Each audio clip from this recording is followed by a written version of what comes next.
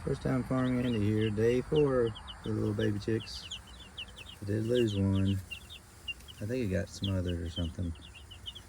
Because I mean they were all fine the day before, and then I went to check on him in the morning, and he was just laying there and not moving around a whole lot. But everybody else is doing good now. They're drinking a lot, eating a lot. Just about eat this whole thing in one day. 24 hours they eat that whole thing.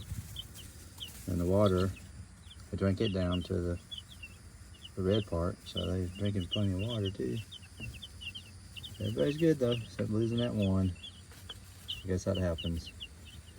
God's good all the time God's good.